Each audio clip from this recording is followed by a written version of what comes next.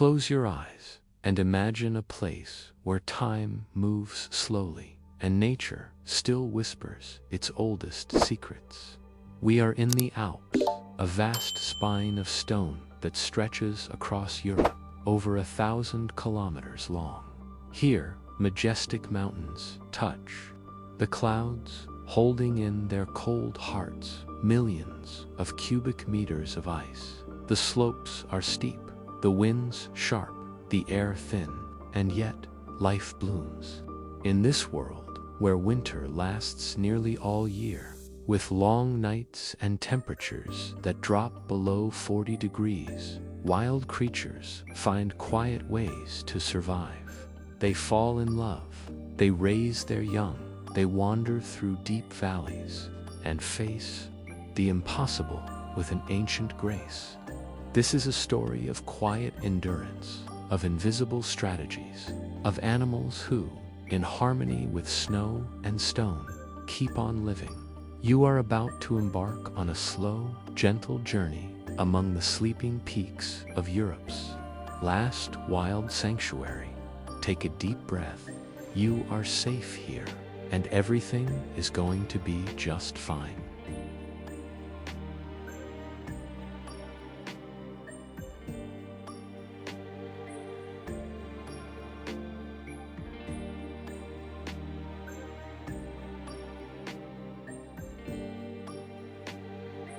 Imagine yourself now in a place far, far away, so distant that the noise of the modern world can't reach it. A place where the clouds don't stay in the sky, but slide gently across the stones like cotton veils caressing sleeping mountains. You are in the Dolomites, a secret tucked away in northern Italy. Here, the air is thin, and each breath is a cold whisper from the past. But these mountains, oh, they are not just mountains. They are ancient coral reefs. Yes, corals, that once thrived under the warm, shallow waters of a prehistoric sea. Millions of years have passed, and as if tired of the ocean floor, these formations rose to the sky. They were sculpted by time, by the pressure of the earth, and by the slow dance of continents. Now they rest here, lofty, in silence, 3,000 meters high, petrified, wise, eternal. Winter, after its long and icy watch, begins to loosen its grip, but it hasn't left. It still breathes cold winds down the slopes. There is still ice hiding in the shadows, and the earth, beneath the gravel, holds on to its secrets with care. For the animals that live here, this is the hardest time, the time of scarcity, of patience, and gentle endurance. Many walk slowly, their bones feeling heavier than usual, as if each step must remind the body that spring will come. They search, they sniff between stones, they scrape at the snow, they follow invisible trails in search of some forgotten crumb the mountain may have left behind. A tuft of moss, a dry twig with flavor, or simply a soft spot to rest tired muscles. But even here, in the frozen silence at winter's end, there is life, there is hope, and there are stories getting ready to bloom. You are here now. You can feel the calm of this hidden world. Take a deep breath. Feel the gentle cold on your face, and let your mind rest in this place where everything moves slowly, slowly enough for sleep to find you.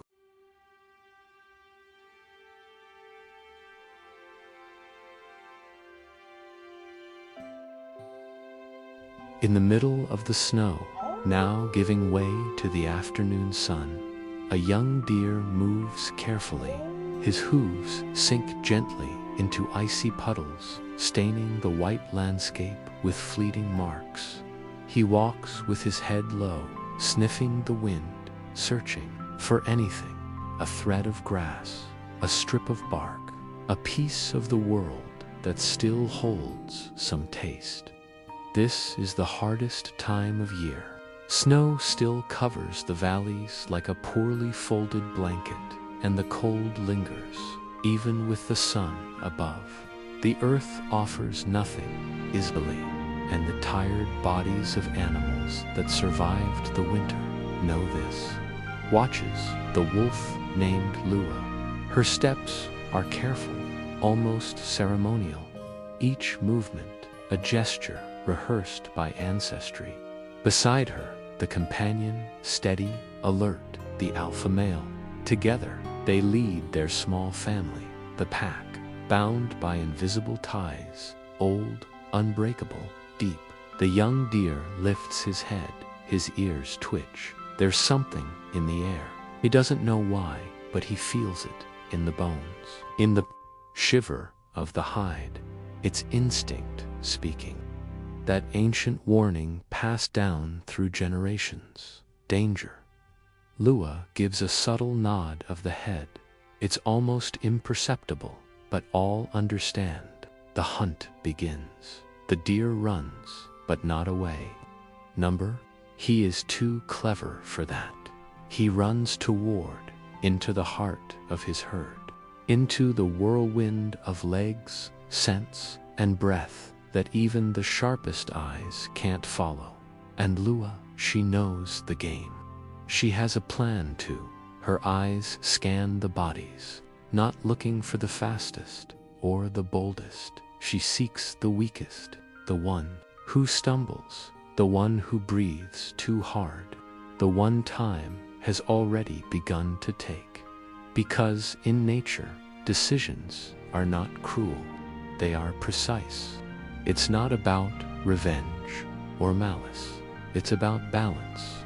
By choosing the sick one, Lua protects the herd. She helps prevent the spread of disease. She allows the strong to survive, the young to grow with less risk. She is a predator, yes, but also a guardian of the invisible order. Meanwhile, in the higher parts of the valley, the surviving deer gather, bodies together, touching. They sleep, standing up, eyes half open, ears catching every breath of wind. Their hearts now beat slower. They enter an energy-saving mode, an ancestral mode, made for waiting. They wait.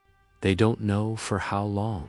They don't know the right day, but they wait for the final thaw, for the first flower, for the fresh scent of spring. And so, in the Dolomites, in a world where everything moves slowly, life continues its course, with silence, with instinct, with a delicate sense of purpose. After many days without food, the pack finally finds what it needs, a meal, the first in a long time. The wolves approach in silent steps, as if entering a ceremony. The cold still covers the valley, but in that moment there is warmth, a warmth born from food and also from ritual. Young Avo is starving, his eyes shine, his body vibrates. The smell of fresh meat floods his senses like music. Avo is Lua's eldest son, brave, bold, too curious for his own good. He steps toward the meal, muscles tight, but Lua watches him. So does the alpha male, and most importantly, so does tradition. Among wolves, the order is clear. The elders eat first, those who paved the way, those who lead. Then come the young. It's an ancient lesson, a lesson in patience and in respect. Avo hesitates. His stomach growls, his pride stirs, but he stops. He steps back. He sits in the snow and watches his parents eat. His eyes learn before his teeth ever touch the meat, because living in a pack means knowing how to wait, knowing how to yield, knowing that there is strength in staying together and wisdom in respecting each other's time. Avo doesn't like it. but he learns, and one day it will be his turn to lead with calm, with patience, with honor. And for now, with a full belly and the wind blowing gentler, he lies down beside his siblings. The snow keeps falling, as if the world were whispering an old lullaby. Everything is, for a moment, at peace, and sleep arrives, light, serene. Only one animal in the mountains dares to challenge the strength and unity of the wolves. And it's not out of arrogance, it's simply because he can, the brown bear. Today, he moves slowly through the valley, his massive body gliding over the snow, as if carrying the mountain itself on his back. He has caught the scent, fresh meat, and he is hungry. Far ahead, the pack watches. Among them, the old alpha male, Lua's companion, father of her pups, leader through many seasons. He knows what he must do. Instinct says, retreat, protect your own, avoid confrontation. But his heart says otherwise. He wants to show his now-grown pups that he is still worthy of being followed. So he advances. With long, firm strides, he growls, barks, circles the bear, trying to drive it away. Snow flies beneath his paws. The mountain's silence is broken. For a few minutes, it's sheer courage against a colossus. But the bear does not move. He is unshaken. He is the strongest, and he knows it. With a single blow, he strikes the wolf. The alpha falls, wounded, breathing heavily, strength fading. The pack falls silent. All eyes now turn to the young heir Avo. He stands there, alert, attentive, called by duty. But there's one gaze that does not waver, one that does not move. Lua. She does not take a single step away from her companion, even wounded, even fallen. She lies beside him, wraps him with her body, and gently licks his head, as she did when they were young. Because among wolves, love is not just an instinct, it's a pact made to last as long as there is snow, as long as there is mountain. In that moment, under the pale light of dusk, even with the pain, something endures, something that neither the bear, nor time, nor winter can take away. Companionship, loyalty, love. And it is with this feeling that night approaches calmly, with gentle snow and a comforting silence, the silence of those who know they are home.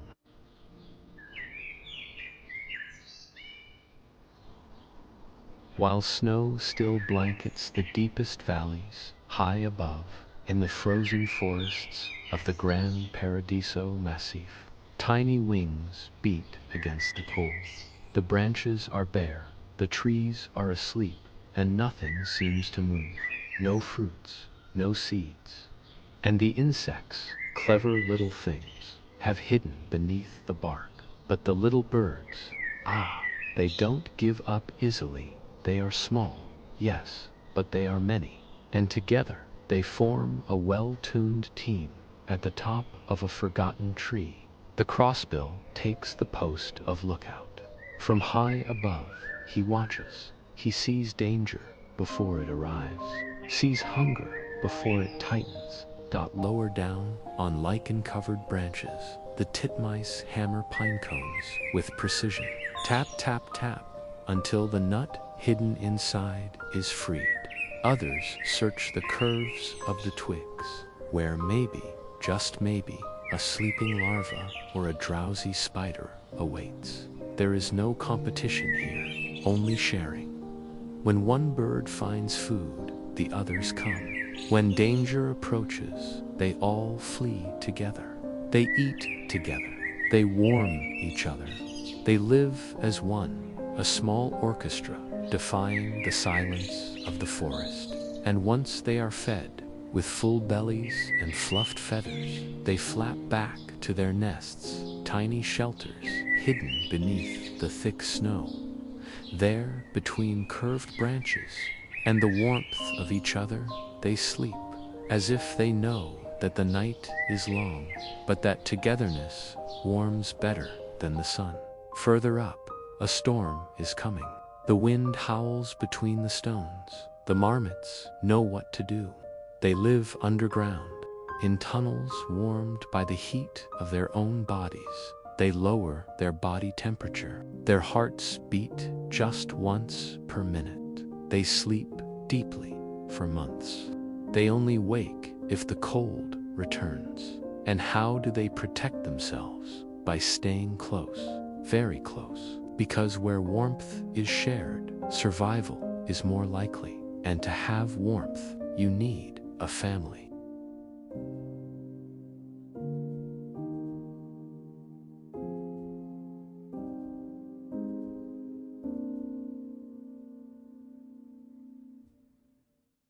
As the snow begins to melt, something subtle and magical happens. The earth awakens. It is the time of birth. Along the slopes of the Alps, small lives emerge, fragile, silent, still learning how to breathe. Careful parents build high nests, nestled among the swaying branches of trees. Others dig deep, safe burrows beneath the cold earth. Some do the unthinkable. They build their homes on the sheer walls of cliffs. But there are those who live out in the open, where there are no hiding places. Their young are born at the mercy of the wind and of the watchful eyes above. In the heart of Ekran's National Park lives a community of mountain goats, the majestic ibex. Here, protection is a collective effort. The females take turns keeping watch. There is always a sentinel scanning the valley, listening to the air. A newborn ibex has just arrived. Its legs still tremble, but it is not alone. It has been welcomed into a true mountain nursery. All the little ones were born in the past few days, and all are cared for together. But danger circles in the sky. The golden eagle, silent queen of the heights, glides effortlessly on the wind, searching for an opportunity. She dives with precision, too fast. Despite the vigilance, losses happen. Nature is delicate, but also demanding during the warmer months. The males isolate themselves at higher altitudes, far from any responsibility. They spend their days scratching their backs with their horns in a laziness that borders on philosophical. Meanwhile, the mothers carry out an ancient mission.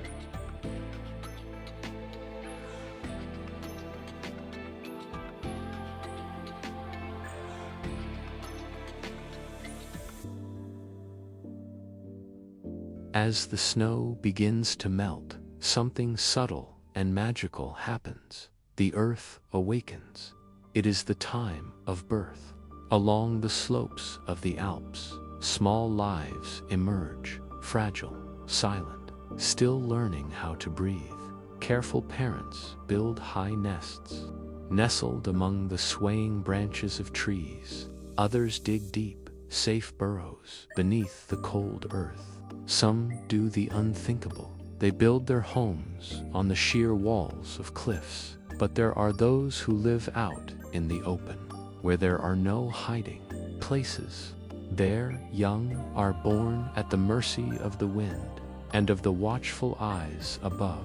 In the heart of Ekran's National Park lives a community of mountain goats, the majestic ibex. Here, protection is a collective effort. The females take turns keeping watch. There is always a sentinel scanning the valley, listening to the air. A newborn ibex has just arrived. Its legs still tremble, but it is not alone. It has been welcomed into a true mountain nursery. All the little ones were born in the past few days, and all are cared for together. But danger circles in the sky.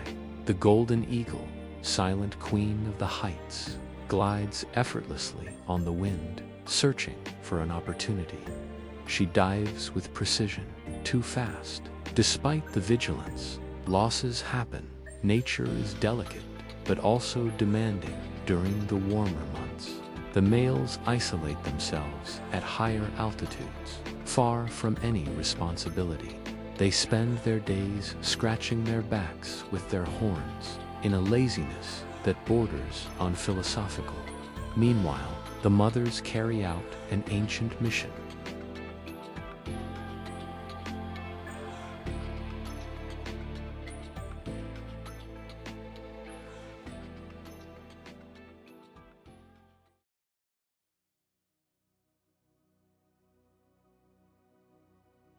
And so, we wonder, after all this, do the offspring give back? When parents age, when they become slow, fragile, do the young ones care for them? It's a question as gentle as the wind among the pines, and gradually, with new studies, scientists begin to lift the veil on this hidden world. A world where time is more ancient, where teachings pass from hoof to hoof, from generation to generation, and where, perhaps, gratitude is just another form of love. Amid the vast and silent beech forests of the Alps, there lies an ancient secret, hidden beneath the thick carpet of moss, where light barely touches the ground. It's a story that could be just a whispered fable, but it's real. It's the story of a tree stump that, against all logic, refused to die. This tree, once colossal, fell over 500 years ago. Today, only its trunk remains. No leaves, no branches, no golden sunlight to nourish its body. It appears to be just a piece of ancient wood, but it's not, because, in some gentle and invisible way, it still pulses with life. What keeps it alive? It's not magic, nor a miracle. It's care. The surrounding trees, some its daughters, others curious neighbors, and even different species that never knew it standing, have formed an underground support network beneath the earth. Roots intertwine, like hands held in the dark. Through them flow nutrients, signals, and perhaps something akin to tenderness. First came the fallen tree's children, then the grandchildren, the great-grandchildren, and then distant trees, without blood ties, but with something in common, the instinct to keep the forest alive. Why keep an old, functionalist stump standing? Perhaps because, even in silence, it still belongs. Perhaps because, among trees, kindness is as natural as photosynthesis. A solitary tree doesn't survive for long. It can't withstand the biting cold, nor the persistent wind. It can't retain enough water, nor fend off hungry pests, but together, together they are a living cathedral, immense, breathing, sacred, and in this cathedral, everything finds a home. Birds nesting in crevices, fungi glowing in the shadows, seeds waiting for the right time to sprout. Everything lives, everything serves, everything connects. This is nature's most silent strength, solidarity among trees. They don't run, don't roar, don't fly, but they remain steadfast, united, like an embrace that lasts 100 winters. And now, as you breathe slowly, perhaps you imagine your roots intertwining too, with all that came before and all that is yet to come, because, deep down, all of us are a bit like trees, and it's time to rest.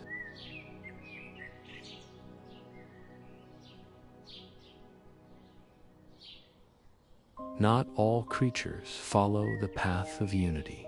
High in the mountains, amidst blossoms and leaves, lives Blue, a beautiful, delicate blue butterfly. Yet behind her shimmering wings lies the greatest trickster of the Alps. It all begins with a purple flower, the burnet bloom. There, Blue lays her egg and departs. The emerging caterpillar is alone, but she has a plan. She emits a scent that mimics the smell of an ant larva. An unsuspecting worker ant approaches, confused, believing she's found a lost baby. She carries the caterpillar back to the nest. Inside, the ants feed her with care. Unaware she's an imposter, she grows large, disguised, nourished by her protectors. Come spring, metamorphosis occurs. She transforms within her cocoon. At the precise moment she emerges, her scent disguise fades. She has only seconds. If discovered, she'll be devoured. But she escapes, unfurls her wings, and flies. Imposter, yes, but also a marvel of adaptation. While Blue thrives at others' expense, the ants continue their collective instinct. They protect, they nurture, they share.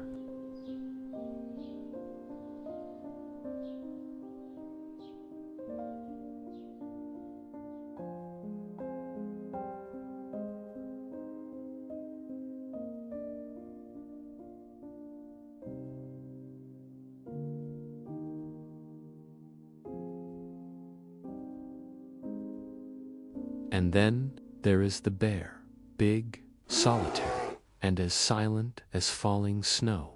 He walks slowly, as if carrying centuries in his paws. Each step sinks into the damp earth of the valleys, or leaves quiet prints along frozen slopes. He's never in a hurry, never was, because time, for the bear, is not an enemy. It is an old companion. He doesn't hunt for sport, doesn't chase, doesn't compete. He simply accepts what the mountain gives, a root here, a fish there, and of course, raspberries. Ah, raspberries, sweet as a well-kept secret. The bear eats with calm delight, not knowing, or maybe knowing quietly, that he's leaving behind a gift. With every berry devoured, he carries seeds in his body. Some cling to his paws, others pass through and find the soil through the paths he travels. Days later, where he once walked, new bushes rise, new raspberries bloom, new life begins. Without trying, the bear plants. Without speaking, he teaches. Without company, he transforms. Because even the one who walks alone can leave life behind. And in the mountains, where all is extreme, a simple gesture, a step, a seed, a memory is enough to change everything. So if one day you feel alone, remember the bear, big, silent, essential. He doesn't need to be seen to make a difference. He just needs to keep walking, and so do you.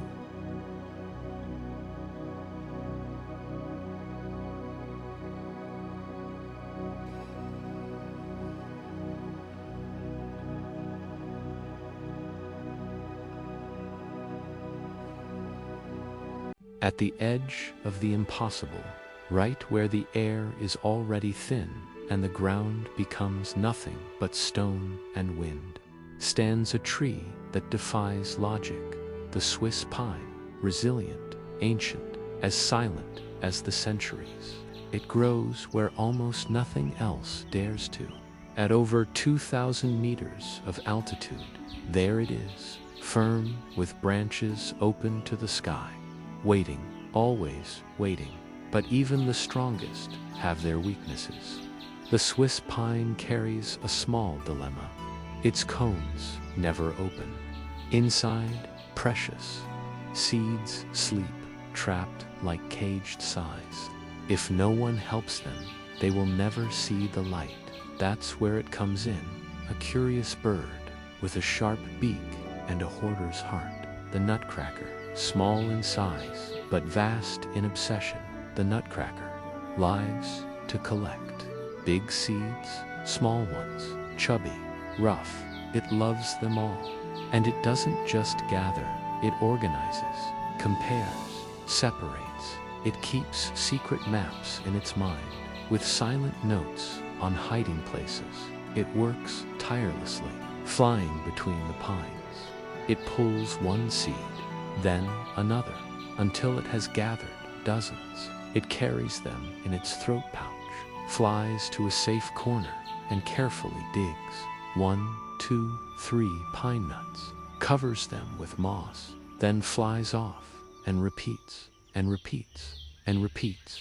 In just 3 weeks, it's capable of hiding over 100,000 seeds, a living collection scattered across the alpine slopes. But the nutcracker has an endearing flaw. It forgets many of its hiding spots, loses track, loses the map, and that's when the miracle happens.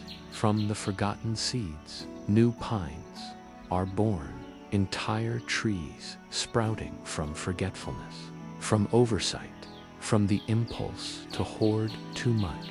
It's an alliance with no contract, maybe unintentional, but deep and essential. The pine needs the bird needs the seeds, and together they weave a story of subtle dependence, a dance between the instinct to store and the destiny to grow. In a world where everything seems to rush, nature reminds us, even in forgetfulness, creation happens, and even without knowing, we may leave behind roots.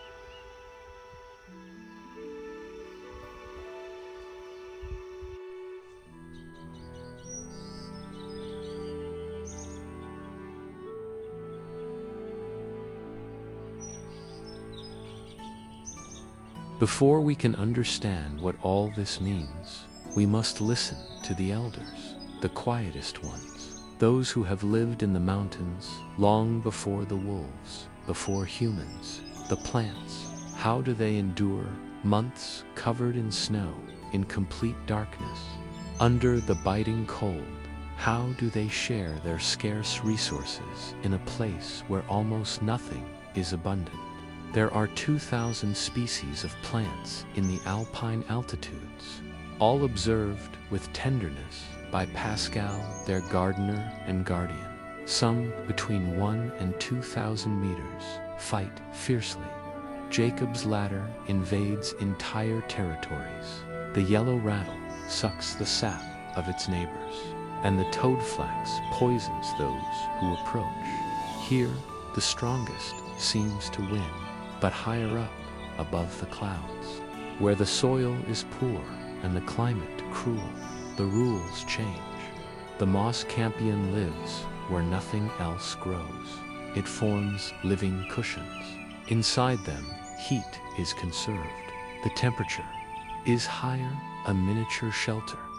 There other plants hide, like the blue gentian, which depends on the moss to live. They touch, support each other, not to compete, but to share warmth, to retain water, to survive. And the rock jasmine, so small, so sweet, with a honey-like aroma and a century of existence, shelters insects, mites, bacteria, an entire world within a single body at the mountain's summit. It becomes clear, it's not strength that saves, it's the embrace. Unity. the harsher the conditions, the more vital mutual aid becomes. This is the lesson of the Alps, of the ibexes that raise their young together, of the little birds that hunt as friends, of the deer that warm each other's side by side, of the vulture that depends on the wolf's leftovers, of the trees that nourish their ancestors, of the dogs that protect and the shepherds who trust, even the wolves who travel far to share life with others. All know the mountain is far more powerful than they are.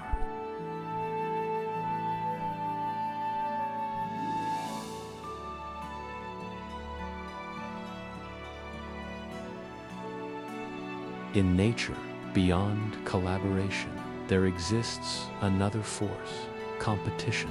For a long time, we believed that the strongest always wins, but perhaps that's not quite the case. During mating season, a stag gathers his harem of hinds. Soon, a rival appears. Two males face off in silence, measuring each other with their eyes, their steps, their antlers. But while they fight, a calmer young male discreetly approaches. He doesn't challenge anyone. He doesn't strike. He doesn't roar. He simply courts, and one of the hinds chooses him, because sometimes, amidst the noise, a whisper holds more power. In extreme environments, fighting comes at a high cost. It consumes energy, and energy in the mountains is gold. When the stags finish their disputes, it's the ibex's turn. Horn against horn, clashes echo through the valley. But not all participate. Down below, the marmots prepare for sleep. They dig burrows, seal entrances, snuggle together like a patchwork quilt of life. The hares change their attire. Their darkened fur begins to lighten. Snow will soon arrive, and with it, a white silence will fall over the Alps. Everything will become quieter, slower, sleepier. Winter approaches once more. The mountains ready themselves for slumber, donning white and silence. In this frozen world, only those who are prepared will survive, and the wolves are masters of adaptation. Their secret doesn't lie in individual strength, but in the invisible bond of family. But what if that bond breaks? To understand, we return to the story of the She-Wolf Lua.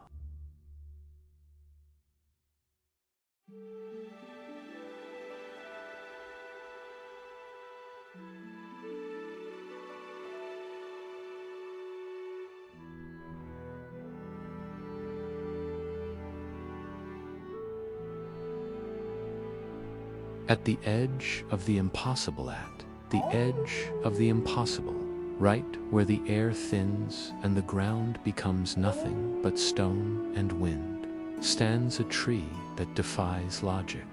The Swiss pine, resilient, ancient, silent as the centuries, it grows where almost nothing else dares. At over 2,000 meters in altitude, there it is, steadfast, its branches open to the sky, waiting, always waiting. But even the strongest have their vulnerabilities. The Swiss pine carries a small dilemma. Its cones never open, never inside them. Precious seeds sleep, trapped like caged sighs. If no one helps them, they will never see the light. And that's where a curious bird comes in. With a sharp beak and a hoarding heart, the nutcracker, small in size but vast in obsession, the nutcracker lives to collect big seeds, small ones, plump, rough. He loves them all. And he doesn't just gather, he organizes, compares, separates. He has secret maps in his mind, with hiding spots silently noted. He works tirelessly, flying between the pines. He plucks one seed, then another, until he gathers dozens. He carries them all in his throat pouch, flies to a safe, quiet spot, and there carefully digs 1, 2, 3 pine nuts, covers them with moss, flies away, and repeats, and repeats, and repeats. In just 3 weeks, he can hide over 100,000 seeds, a living collection scattered across the alpine slopes. But the nutcracker has an endearing flaw. He forgets many of his hiding spots, loses the trail, loses the map, and that's when the miracle happens. From the forgotten seeds, new pines are born. Entire trees sprout from forgetfulness, from oversight, from the impulse to hoard too much. It's an alliance without a contract, involuntary, perhaps, but profound and essential. The pine needs the bird needs the seeds, and together they weave a story of subtle dependence, a dance between the impulse to store and the destiny to grow. In a world where everything seems to rush, nature reminds us, even in forgetfulness, there is creation, and even unknowingly, we can leave behind roots.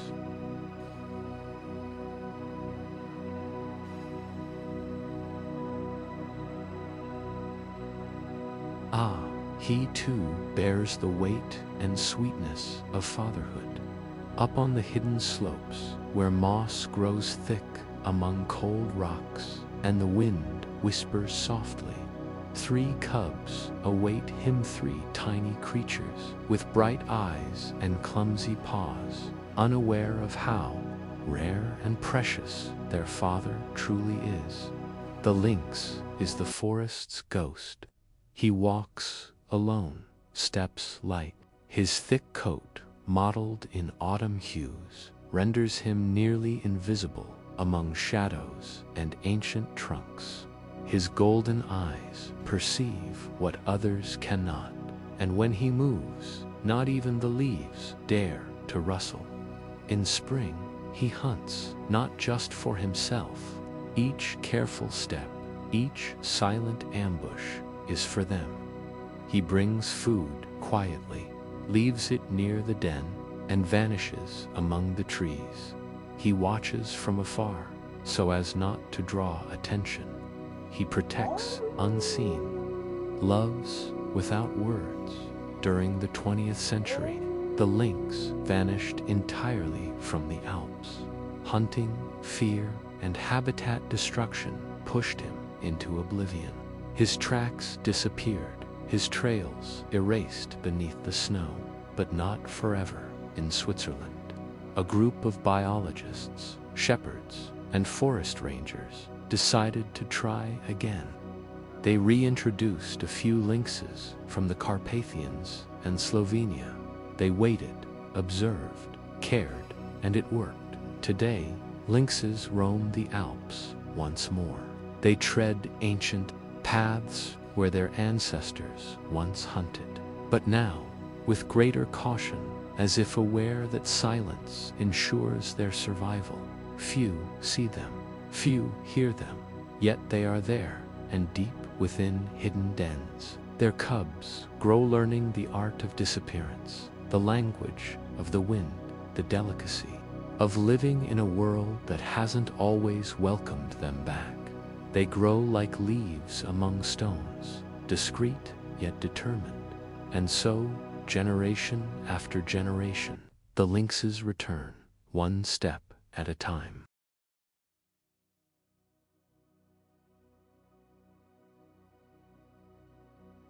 Meanwhile, elsewhere on the mountain, wrapped in silence and wind, Lua's pups grow beneath the roots of an old fallen trunk. They are 2 months old, now an eternity for those born into the cold. Their paws are too large for their bodies, their ears too alert for the world. It's time to discover everything, every stone, every scent, every new corner of the forest. Lua watches them with a tight heart. For a mother, Every stumble feels like a risk. Each step away from the den is a jolt. One of the pups, the smallest, has a restless soul. He doesn't wait. He doesn't ask. He vanishes silently, curious about the world or perhaps just too brave. He sniffs bushes, climbs rocks, chases leaves, dancing in the wind. He doesn't yet understand that the world sometimes responds with teeth. They don't know how to hunt. Not yet.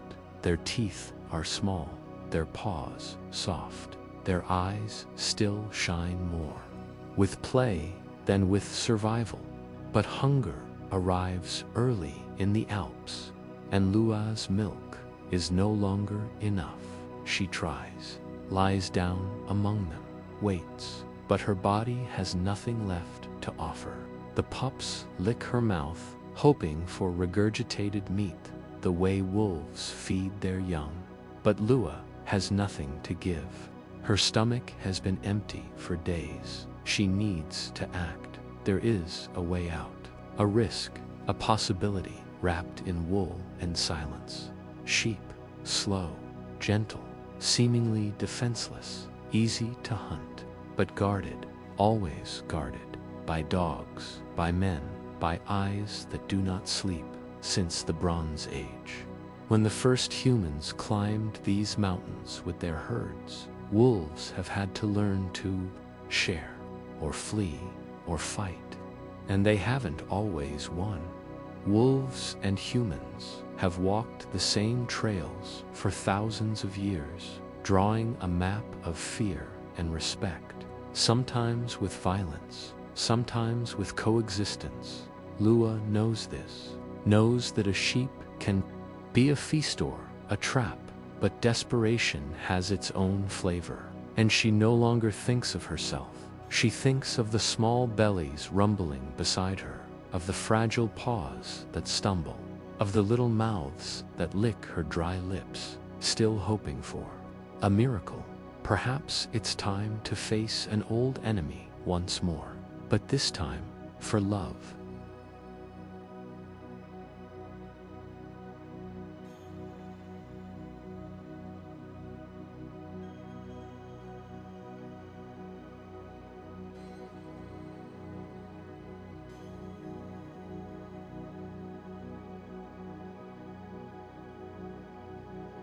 Joseph Zambli is a man of modern times, yet he carries an ancient memory in his gaze. His steps follow the rhythm of the shepherds who came before him, men who knew the sky by the clouds and the weather by the scent of the earth. This year, Joseph took on a nearly epic challenge, leading a flock of 650 sheep through the highest and most perilous pastures of the Alps. Wild lands where the wind blows straight from the glaciers and where wolves also tread unseen, yet ever present. But Joseph is not alone. He has four-legged Eliza, true legion of dogs, who are more than helpers. They are brothers, sentinels, part of his soul. First come the agile ones, like Jana and Mondi. Jana, a Beauceron with bright eyes, runs like the wind among the sheep. She understands them with a glance, gently guiding the distracted back to the group, almost dancing around them. Mondi, small, furry, and fearless, has the spirit of a mischievous wolf. Always alert, he watches everything from a high point, as if he can foresee what's to come. Then there are the silent giants. Guga, imposing as a rock. He doesn't move without reason, but when he does, it's with purpose. Lee, sweet and faithful, stays at the center of the flock, like a mother among children. Mora is the explorer, sometimes disappearing at the edge of the field, marking territory with her scent, daring the wolves to come closer. And there's Mandu, still young but already a guardian. He patrols the surroundings with energy, learning with each step, each sound of the night. And the team continues. Nero, the observer. He walks silently, almost invisible, but always attentive to the distracted ones, those sheep that get lost looking at flowers or chasing butterflies. Toto, the watchman, chooses the high points. From there, he sees everything. Nothing escapes him. Leo, strong and silent, remains at the center. He is the heart of the troop. His presence alone is enough to calm. Fiamma, agile and determined, has the mission of marking the boundaries with her scent, reinforcing the message, "Here we are." And Rocco, the tireless, he never stops. He goes over and over the limits, from morning until the last star of the night. The dogs don't move like a pack, not like machines, but like beings with souls. There's affection in every bark, understanding in every look. They don't obey out of obligation. They obey because they trust. They are brothers of the wolves, heirs of the same wild ancestor. But unlike wolves, they chose to protect instead of hunt at the top of the world. Among cliffs and pastures, Joseph and his dogs form a living line of resistance, not against nature, but with it. They don't fight for war. They fight for balance, for coexistence. And in this symphony of bells, wind, and paws on the ground, something rare happens. For a few moments, men, dogs, and sheep breathe in harmony, like a small nomadic village moved by care and trust. This is Joseph's mission and his flock of guardians.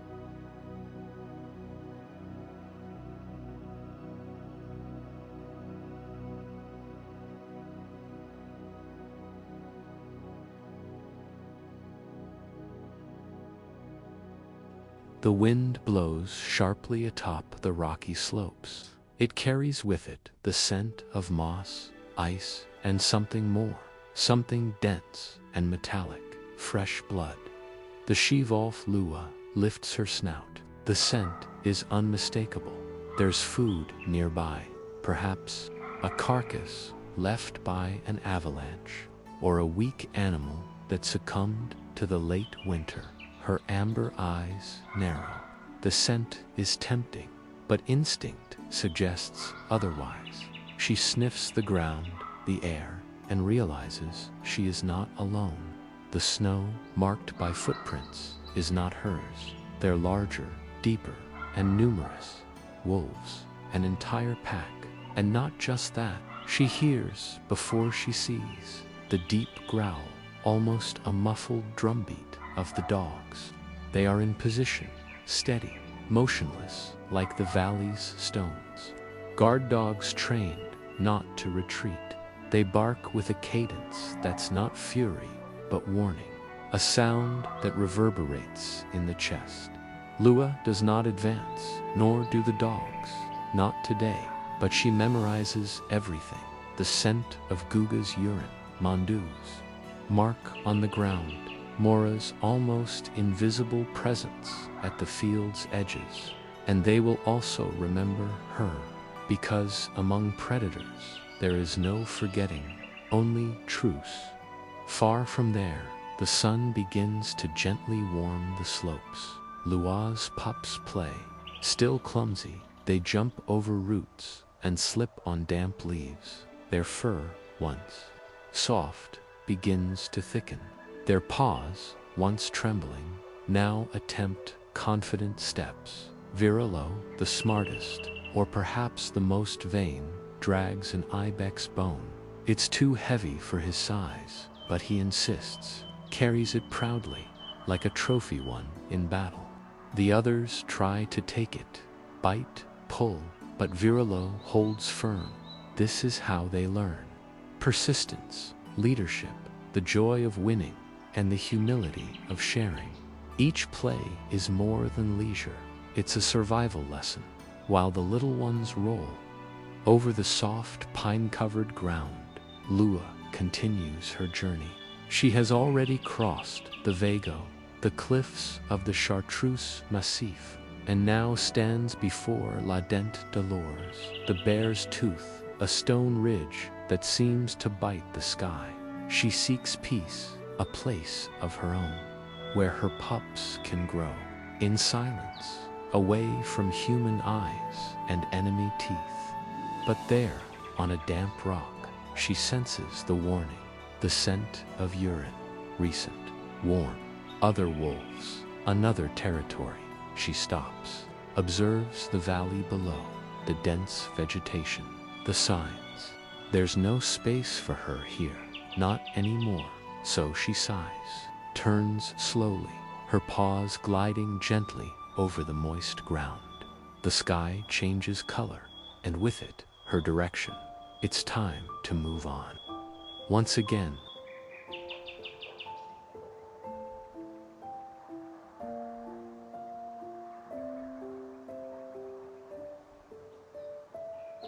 when the sun sets over the Alps and the city lights twinkle like stars on the ground, some wolves awaken for a different kind of journey.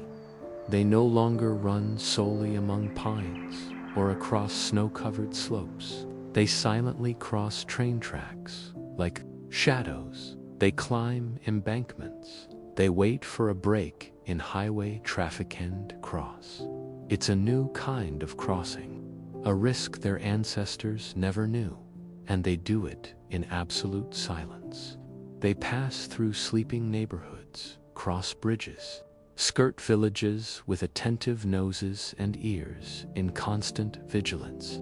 No one sees them, no one hears them, but they are there, determined. After leaving behind everything she knew, fleeing grief, cold, and conflicts with other pack, she arrives in the Ube Valley. It's a vast and beautiful region, yet still marked by human presence. Lua crosses silently, sniffing the air, skirting roads, feeling the ground vibrate beneath her feet when a train passes in the distance. Her body is tired, but her eyes remain alive, alert. She knows she can't stop. Not yet. Finally, refuge. Then she finds it. A breath of land where the scent of humans disappears, where dogs don't bark, where no recent trail signals danger. It's the Mercantour National Park, one of the last wild refuges of the Alps, a sanctuary sculpted by human patience where nature takes precedence. There, at last, Lua feels something she hasn't felt in a long time: safety. The trees are tall and silent, the streams run pure. The trails are made by deer, foxes, wild boars, and now by her. There is food discreetly scattered throughout the forest. There is shelter among rocks and ancient roots, and above all, there is peace. For the first time since her mate's death, Lua can lie down without startle. She can care for her pups without the constant fear of claws or bullets. She has found not just a territory, she has found a new beginning. Lua has succeeded. 6 little wolves, fragile yet firm, bright eyes, trembling paws, and that curious gaze only pups possess. They play in the soft light of dusk, nibbling on roots and chasing leaves that dance with the wind. But Lua doesn't allow herself to relax. Her body still feels the echoes of the long journey, and her heart the shadow of what's to come, because winter is returning. And Lua knows, with the silent wisdom that lives in every cell of her body, alone, she won't make it. So, on a clear night, under a sky speckled with stars, as ancient as the Alps themselves, she howls, not a cry of despair, but a firm and gentle call, an invitation, a sound as old as snow and as intimate as scent. This howl traverses the forest like a note seeking harmony.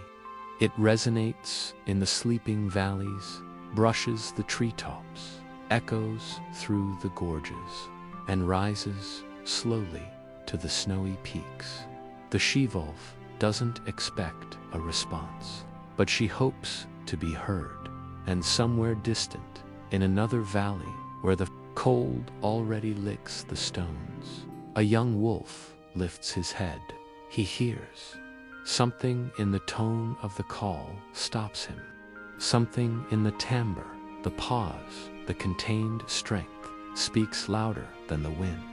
For the first time, he's not just listening, he's being called. At dawn, when the ice begins to glisten, under the pale sunlight, Lua sees a silhouette approaching, a cautious step, a gesture of peace.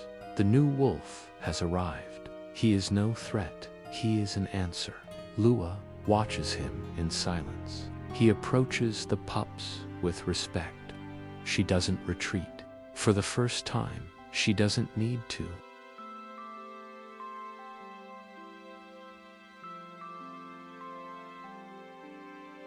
When the sun sets over the Alps and the city lights shimmer like stars on the ground, some wolves awaken for a different kind of journey. They no longer run solely among pine trees or across snow-covered slopes. They cross train tracks silently. Like shadows, they scale embankments. They wait for a break in highway traffic and then cross. It's a new kind of crossing, a risk their ancestors never knew, and they do it in absolute silence. They pass through sleeping neighborhoods, cross bridges, skirt villages with keen noses and ever-watchful ears. No one sees them, no one hears them, but they are there. Determined, the She-Wolf Lua is one of these invisible travelers. After leaving behind everything she knew, fleeing grief, cold, and conflicts with other Pakshay, arrives in the Ubay Valley. It's a vast and beautiful region, yet still marked by human presence. Lua moves silently, sniffing the air, skirting roads, feeling the ground vibrate beneath her paws as a distant train passes. Her body is tired, but her eyes remain alive, alert. She knows she cannot stop, not yet. Finally, refuge, and then she finds it. A breath of land where the scent of humans disappears, where dogs do not bark, where no recent trail signals danger. It's the Mercantour National Park, one of the last wild refuges in the Alps, a sanctuary shaped by human patience, where nature takes priority. There, at last, Lua feels something she hasn't felt in a long time: safety. The trees are tall and silent. The streams run pure. The trails are made by deer, foxes, wild boars, and now by her. There is food discreetly scattered throughout the forest. There is shelter among rocks and ancient roots. And above all, there is peace. For the first time since her mate's death, Lua can lie down without startle. She can care for her pups without the constant fear of claws or bullets. She has found not just a territory, she has found a new beginning. Lua has succeeded. 6 little wolves, fragile yet firm, bright eyes, trembling paws, and that curious gaze only pups possess. They play in the soft light of dusk, nibbling on roots and chasing leaves, dancing in the wind. But Lua does not allow herself to relax. Her body still feels the echoes of the long journey, and her heart the shadow of what's to come. Because winter is returning, and Lua knows, with the silent wisdom that lives in every cell of her body, alone she will not manage. So on a clear night, under a sky speckled with stars as ancient as the Alps themselves, she howls, not a cry of despair, but a firm and gentle call, an invitation, a sound as old as snow and as intimate as scent. This howl traverses the forest like a note seeking harmony. It resonates through sleeping valleys, brushes treetops, echoes through ravines, and ascends slowly to the snowy peaks. The she-wolf does not expect a response, but she hopes to be heard, and somewhere distant, in another valley where the cold already licks the stones, a young wolf lifts his head. He hears something in the tone of the call stops him. Something in the timbre, the pause, the restrained strength speaks louder than the wind. For the first time, he is not just listening. He is being called at dawn, when the ice begins to glisten under the pale sunlight. Lua sees a silhouette approaching, a cautious step, a gesture of peace. The new wolf has arrived. He is not a threat, he is a response. Lua watches him in silence. He approaches the pups with respect. She does not retreat. For the first time, she doesn't need to.